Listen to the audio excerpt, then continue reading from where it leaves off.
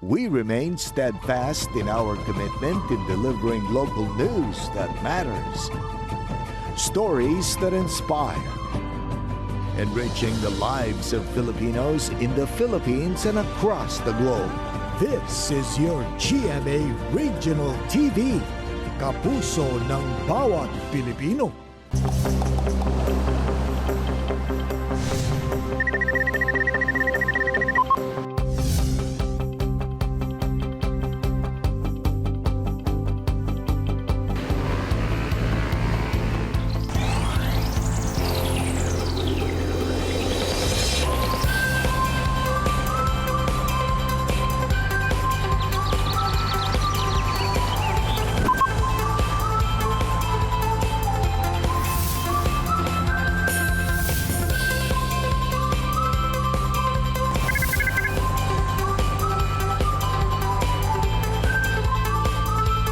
Kini ang At Home with GMA Regional TV. Good morning mga kapuso og mayong Miyerkules sa buntag. Attorney Resi, good morning. Maayong buntag sab diha kanimo say. Nako, sayod mga kapuso, nasayod ba mo nga ginasaulog nato karon ang birthday ni Mama Mary, ang inahan ni Hesukristo?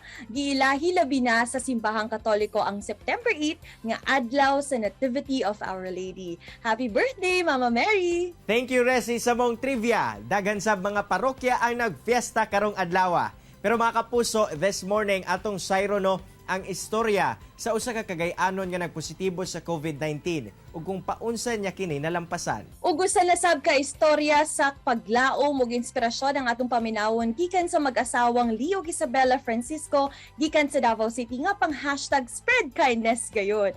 Ug sa Bistalk mga kapuso, makachikahan nato si kapuso actress Faith De Silva.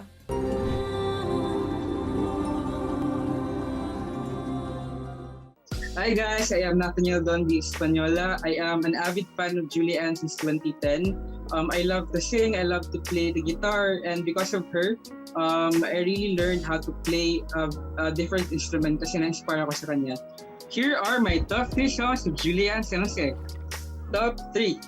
Don't wanna be lonely, I could have been wrong to push you away now.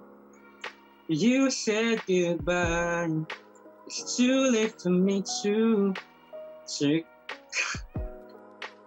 Number 2, Nothing Left. I give you my heart till there's nothing left. We go around in circles, baby, till we're out of breath. I give you my heart till there's nothing left. We go around in circles, baby, till we're out of breath. I got nothing left. The very classic I'll Be There. 'Cause every day, every night, I keep looking at the skies, and I pray that someday you will wake up in my arms and love will never end. So I am very excited to be with Julianne for this upcoming September 17 for her Limitless and musical trilogy. Kita-kita po tayo doon. Let's support Julianne and let's show our love for her mga addicts.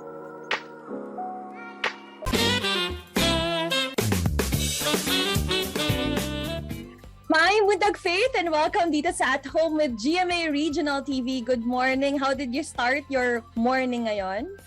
Maayong buntag din sa inyong tanan. I usually have a routine and I like waking up early so that I can do the things that I need to do in the morning kasi gusto ko na productive ako kapag umaga. Dahil nga galing ka sa Starstruck and after that, a lot of people are very impressed sa mga comedy skills mo naman sa Bubble Gang. Nako, off-cam ba, Faith? Are you naturally funny, kalog? Ano ba ang personality mo behind the camera? Wow, okay. Me, personally, I have moments na kalog ako. Pero I have moments din na seryoso ako. But you know, I always try to bring positive energy and good vibrations to everybody. Gusto ko na masaya lang yung lahat ng tao. So siguro I would say na yes. Kasi gusto ko na mapasaya yung mga tao around me. And seeing them happy makes me happy. So, win-win situation, di ba? Correct. Nag-resonate kahit on TV yung very Yes. pleasant personality mo, Faith. At hindi lang yan, for being a sexy comedian sa Bubble Gang, may pinaghahandaan ka na naman ng bagong Kapuso series ngayon na Las Hermanas. Can you tell us more about ano ba ang kwento nito? Ang storya ng Las Hermanas ay tungkol sa dagok ng magkakapatid. Makikita niya dito sa storya namin yung pagkakaiba ng characters. Kasi 'di ba, tayo talaga sa mga magkakapatid, iba-iba tayo ng relationship with our sisters, with our family. But dito makikita mo na sa kahit anong pinagdaanan ng mga magkakapatid, andyan pa rin sila palagi para sa iyo. Ano ba yung character mo naman for this show, Faith? And siguro, para lang makarelate din yung mga viewers natin, can you describe to us ano yung character mo dito and how much is Faith Da Silva composed of this character? Kumbaga, may hugot ba sa totoong buhay ang nagiging character mo for this show? Sobrang, when I got this role, sobrang na-excite ako kasi nung binabasa ko siya, yung character ni Scarlett and Faith, marami kaming similarities. But yun nga, si Scarlett is bunso and spoiled, which is hindi naman ako ganon. So I had to ask my brother, I had to ask questions sa mga kakilala ko na mga bunso para mapag-aralan ko talaga siya. But yung siguro trait namin na magkaparehas is yung determination namin. Basta kung ano yung goal ko, ito lang yung gagawin ko. So, yeah. Excited na kami mas makilala pa si Scarlett at ang journey niya sa Las Hermanas. Kaya naman, mensahe mo, Faith, sa lahat ng yung mga fans, followers, at lahat ng pwede pang manood ng Las Hermanas. Ano ang masasabi mo sa kanila? Invite them also sa lahat ng yung mga social media accounts. Hello po sa inyong lahat. Inaanyayahan ko po kayo na manood ng Las Hermanas. Soon na po yan. On GMA Afternoon Prime na ko. Tiyak na matutuwa kayo sa storya dahil hindi lang kayo maiiyak, magagalit, matatawa, lahat ng emosyon na gusto nyo maramdaman. Mararamdaman nyo na. And mag-iingat po tayong lahat. Please support my social media accounts. Instagram, Faith Da Silva _ Twitter, I am Faith Da Silva, and Facebook page Faith Da Silva. Maraming salamat po at mag-iingat po tayong lahat. Let's all stay at home lang kapag wala naman tayong kailangan gawin sa labas, and always pray to God. Thank you, guys. Dagan kaayong salamat, Faith, for making our awesome morning awesome. Thank you very much and stay safe also. Have a great day, guys. Bye-bye. Kini ang At Home with GMA Regional TV.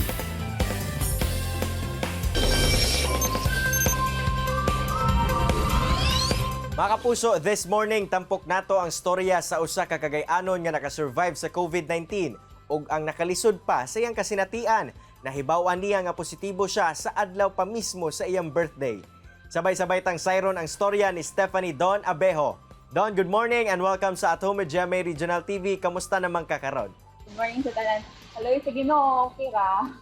Glad to hear nga na ka na sa maayong kahimtang karon, Don. Pero unang-una no, makisayod sa mi kung unsa ba ang storya sa imuhang pagka-COVID-19 patient. Sa ako, yun, ako ba commute manggod ko pa uli gikan sa trabaho lugar. Siguro ambot lang batin sa kwarta, or wala sa ako kabalo kung sa opisina ba ako nakuha, pero sa amo mong office, naman ko di murag mga barrier ba ni ako dili gid ko ga uban crowd kay social distancing lagi. The follow man gid protocol kay naman gid lola at tulang na kauban ako sa balay. So kana ang ako ang careful ko anak ko. Then kanang paghugas ko with alcohol o pagabot na sa balay, rest ko gamay, galigo ko, inana gid ko. So dili, wala din ko nakasayod. Asa gid na ko exactly nakuha ang COVID. Diyang nasayra ni mo Don nga naigo ka sa maong sakit. Unsa ba ang inisyal nga reaksyon nga imuhang gibati? Labi pa nga birthday di ay nimo ni atong adlaw. Kanang sa ako agyod, ang ako rin gihuna-huna at yung time ng COVID ko kay bali, wala bitaw sa ko na ginuna sa self. Ang ako gihuna-huna kay kinsa akong matakdan, ako bakang pamilya, nana. So, siyempre, una, makahuna na, hindi ka protektahan atong kaugalingon. Pero sabay na lang sa pagprotektar sa atong kaugalingon, ang pagprotektar sa kinsay mga tao nga naa sa imuhang kanang the surround sa imuha ba. So, kitbalik, atong ako di-report din ako akong kaugalingon. Murag, unta, ipa-hospital man ko, abot man ko sa point, unta, ipa-hospital ko. Pero, murag sayo-sayo mangudo na detect ako so gi-report na ko diretsyo akong kaugalingon yun. Wala ko naghunahon na ng mga discrimination or sa pana sa lain. Kay ang ako lang gihunahon na is that protect lang din sa ako, sa akong pamilya, kada itong gihunahon na dayon. Ingan gani ko sa D-Hertz na mo adto nga daw be birthday ra ba nimo pagkaugma ana ko nga wala man gyapon tulos kay kung mag-birthday ko nga naako sa ang balay si Bali. Dili man gihapon ako kanang bitong mauban gyud akong pamilya kanang face to face kini mag-celebrate akong birthday, so dili na gihapon normal. So murag para sa ako instead na kanang i-celebrate na ko uban sila, why not i-celebrate na lang nako nga at least man lang ako na lang i-fight ng COVID na ako nga dili ko na ko sila. Kamusta pod ba ang imuhang kahimtang niadtong mga panahona? Aduna ka bang mga simptomas nga gipangbati? So kato nga time si CIU, medyo naghinay-hinay na mangudayon kong kaluya adto sa grabe akong ubo. Grabe sa mga suka. So nakikita akong tiyan, grabe akong suka. Dito na ako nag-start na magluyaha. Dahil ko ito sa lipong na ko. Hindi na ako kasabot sa akong ginhawa.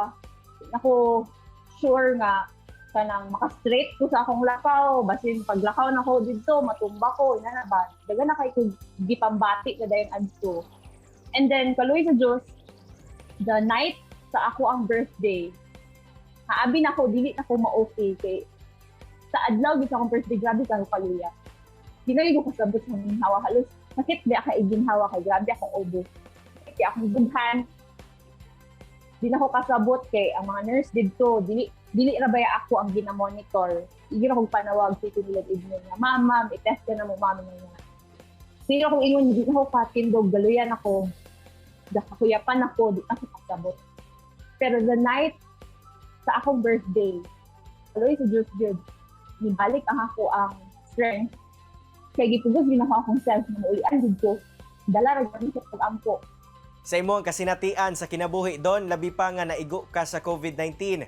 Unsa ba ang maingon nimo nga life lessons nga imuhang nakatunan? Ako, sa tinuod, daghan pa man gihapon na mas labaw pa sa ako nga kanyang grabe. Katong uban nga nasa hospital beds karon nga halos di kaginhawa nga lugar. Yes, nakaingon ko. Pasalamat dako akong pasalamat sa Ginoo kay murag nabutang second life nga gihapon nako nito. Mugi day nga giregalo sa ako sa akong birthday kanang dugang lugar sa akong kinabuhi. Ningon na lang ko sa akong kaugalingon niya. At least na lang man na-save na ko sila or na-save ko na ko akong self kaya na anak ko dire.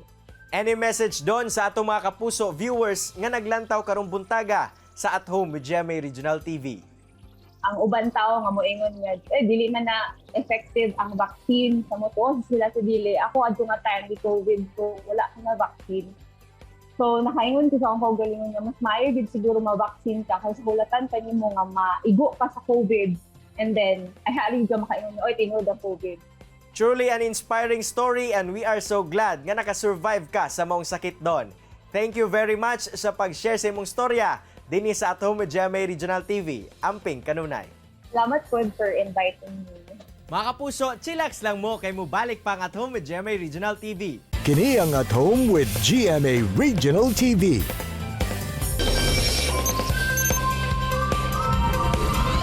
Mga kapuso, sayron ta ang spread kindness stories sa mag-asawang Liog Isabella Francisco sa Davao City di naglusad kini og pizza for a cause alang sa mga nasunugan kani adto sa Agdao, Davao City. Sir Lee and Ma'am Isabella, good morning og dayon sa At Home with GMA Regional TV. Kumusta kayo? Good morning, Attorney Resty. Good morning sa tanan, especially at Home with GMA Regional TV. So far, so good. Syempre bago nato hisgutan ang Pizza for a Cause, gusto sab namo mahibalan ko paunsa nagsugod ang inyong incoming na business na pizza parlor. Funny kayo to, Attorney Resty, no? Kay tell you honestly, we just put the tao on the pizza. pizza. But because, syempre, as a supportive wife, akong husband, hiligid siya mag-bake, magluto-luto. Tapos, nakita na ko sa iyo na gusto niyo siya mag-try. Kay, I think he's been into pizza industry po yata for the past 12 years. So, gusto niya i-master ang iyang masterpiece. So, one time, ako sa iya, sige, matry ta. Pero sa isa ka kondisyon, gusto na ako katulingon ani na lasa or gusto ko thin lang. So, nag-date me. Nag-date me like every Friday sa among rest day. Nagatilaw mig laing-laing klase na pizza or nagakaon mi magtig-asa. And then it gives him idea kung unsa jud akong gusto sa pizza as a pizza kay para magud sa ako dili jud ko ganar pizza kay mura lagi siya pan ipatungan og mga palaman. She's dili jud okay sa ako. And then mo na to. Kinahinay. Sa inyong tan-aw, paunsa pod nakatabang inyong pizza business karon nga ania pa ta sa pandemya? Nakatabang siya as naka-earn gamay. Daghan siyang natabang actually as para sa mga tao. Kay usually, Attorney Resino, ang amuang mga staff, pili na mo itong mga mga breadwinner or mga lagyo sila na mga nagpuyo. We also wanna maintain na makatabang dito sa amuang community, small community. Pareha atong naay nasulugan diri doon sa amua, naghatag mi, nag-donate mi, doon ana, and at the same time, among mga staff, pinatabangan din namo in our own special way. Especially karon na pandemic, daghan jud kaayo nang hinahanglan. Since na-mention naman ni mo, ma'am, kinsa ni inyong gipang tabangan, can you enlighten us further about this Pizza for a Cause? Pizza for a Cause, ito siyang nagpa-Pizza for a Cause, I think that was way back in November, October ba ito siya. Nanay nasulugan diri the Pizza May San Antonio. So, tanang proceeds ato for 348 na pizza ato sa ilaha. Tanang ipamalit na ko og mga canned goods, ay nag-donate og mga clothes, mga bugas, tanan. So, gi-donate na mo sa ilaha tanan. Ang proceeds ato na activities, ihatag na mo sa ilaha. Syempre, daghan kaayog na inspire sa inyong initiative na apa ba mo'y plano kay padayon kini? Depende sa situation, ma'am. Kung ini jud, ang wag yung main goal is katabang jud ni. Unsa po ang inyong feeling, Sir Lee ug Ma'am Isabela, nga daghan kaayo mog natabangan? It feeds our soul. Maski dili gani ka dato or dili ka adonahan para ihatag tanan ang pangangailangan sa tanan. Basta I think pag pinasing-kasing yun mo na buhaton or ihatag, there is a contentment yun and happiness. Sa mga nananaw nato karon na buot pod magsugod sa ilahang mga sariling negosyo, adun na mo'y mga practical tips naman alang kanila. Yun lang, don't stop and continue. Matter ano ang mga narinig yung feedback, left, right, comment sa Facebook. That's normal lahat yan. Hindi natin yan maiwasan.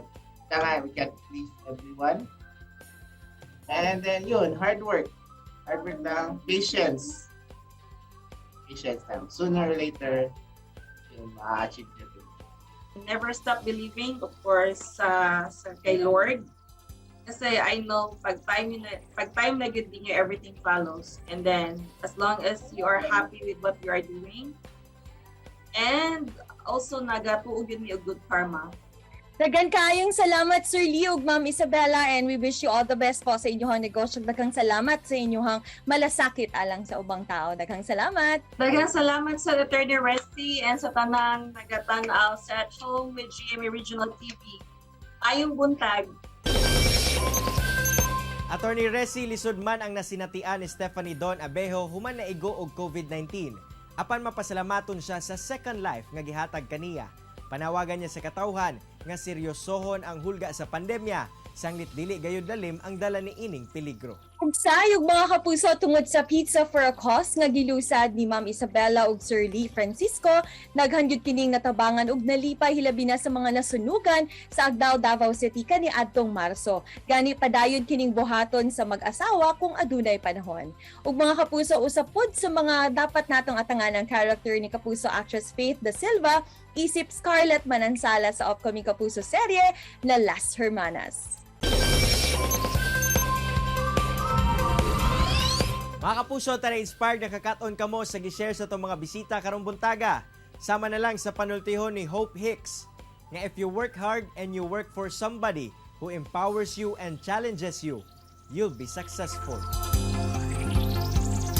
Mga kapuso, makita pagbalik ang atong episode pinagi sa pagbisita sa www.gmaregionaltv.com ug ayaw kalimot na mag-subscribe sa official YouTube channel sa GMA Regional TV. See you tomorrow mga kapusog. Stay safe and healthy. Ako si Attorney Resi Rizada. Kinisab si Cyril Chavez. Buong puso para sa Pilipino.